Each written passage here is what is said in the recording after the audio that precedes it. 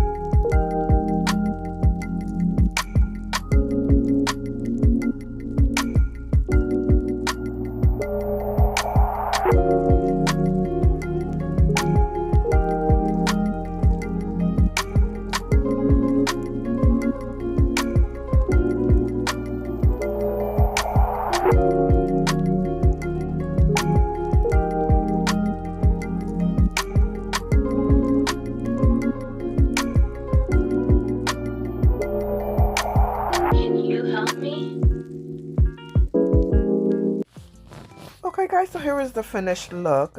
Again, you don't have to add the glitter. You can just leave it without the glitter. It looks just as beautiful.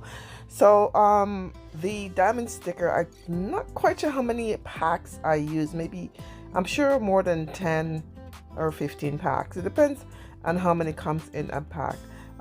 These diamond stickers was from the Dollarama store here.